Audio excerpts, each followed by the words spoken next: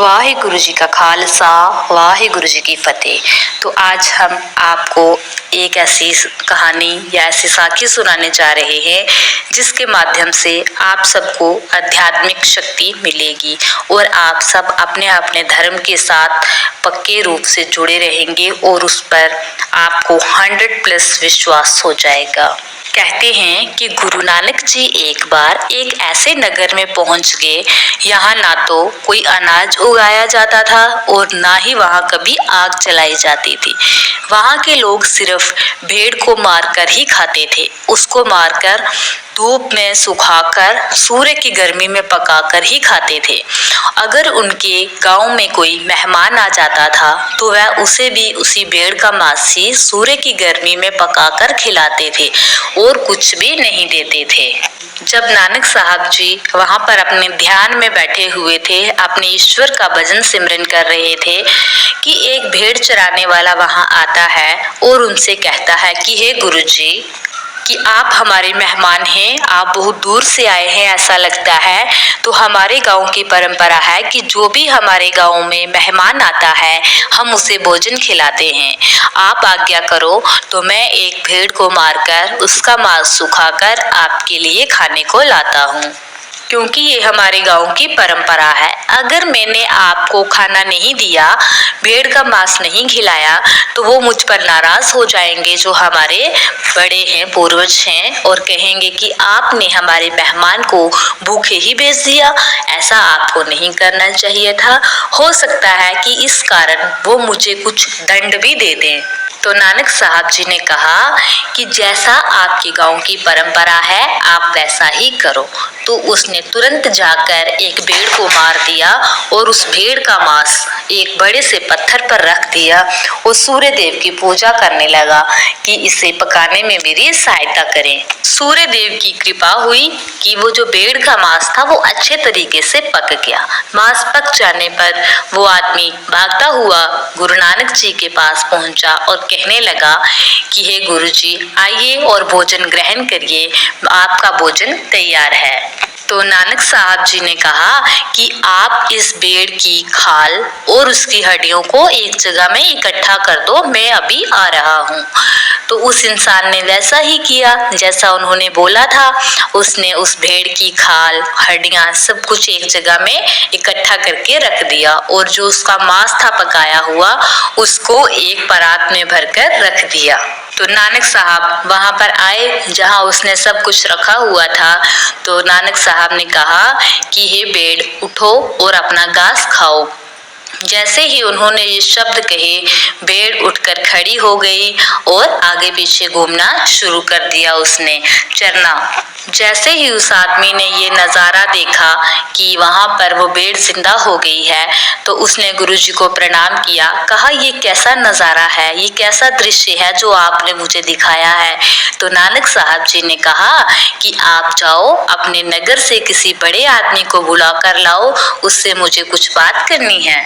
जैसे ही वो इंसान अपने मालिक के पास पहुंचा और उसे बुलाकर कहा कि हे मालिक, हमारे गांव में एक ऐसे संत आए हुए हैं जिन्होंने एक मरी हुई भेड़ को जिंदा कर दिया है।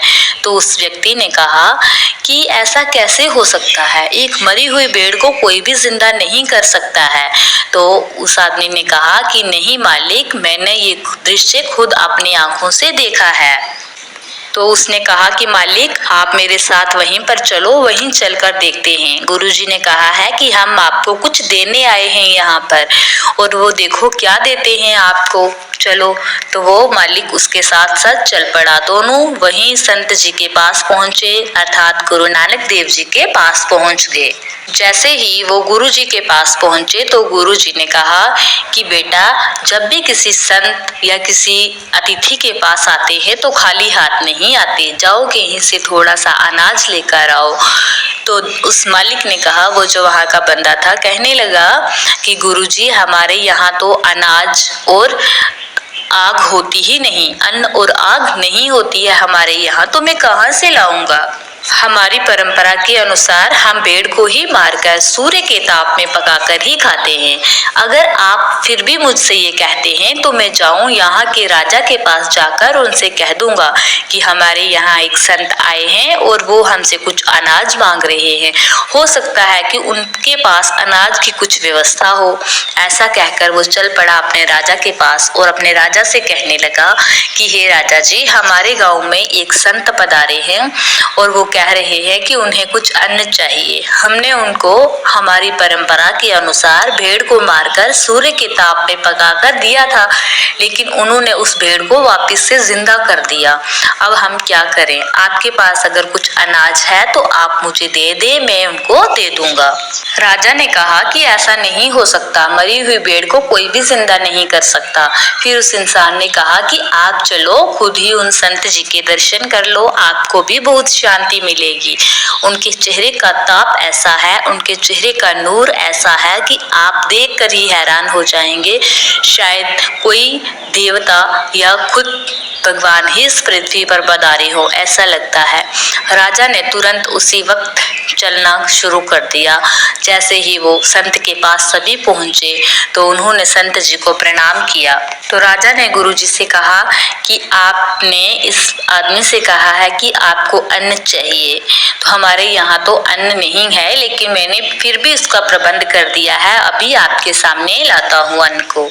ऐसा कहकर राजा ने अन्न गुरुजी के सामने प्रस्तुत कर दिया।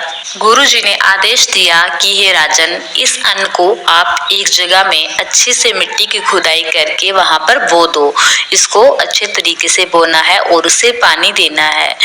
राजा ने वैसा ही किया और कुछ समय के बाद में वहां पर हरी भरी खेती हो गई, वहां पर अनाज उग गया। तो नानक साहब जी ने कहा कि हे राजन, इसी प्रकार आप समय को देखकर इस धरती में अन्न के कुछ बीज बोया करो और आपके यहाँ खेती होना अच्छे से शुरू हो जाएगी।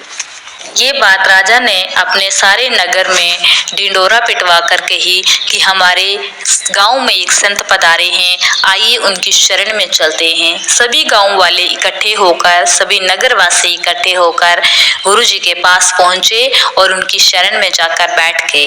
तब नानक साहब जी ने उनको बहुत सारे उपदेश दिए, बहुत सारी गुरुवाणी संतवाणी कही। उन्होंने कहा कि ईश्वर का सिमरन करो, किसी भी जीव जंतु को मत मारो। आपके खाने के लिए परमात्मा ने अनाज दिया है, आग दी है, आप उस पर उसको पकाओ और आराम से खाओ। ईश्वर की आराधना करो, मन को शांति मिलेगी। मेहमान का आदर करो, और मेहमान एक भगवान के स्वरूप में होते हैं। वो आपको ना जाने क्या दे जाएं, कौन सी अच्छी शिक्षा दे जाएं, इसका कोई पता नहीं होता।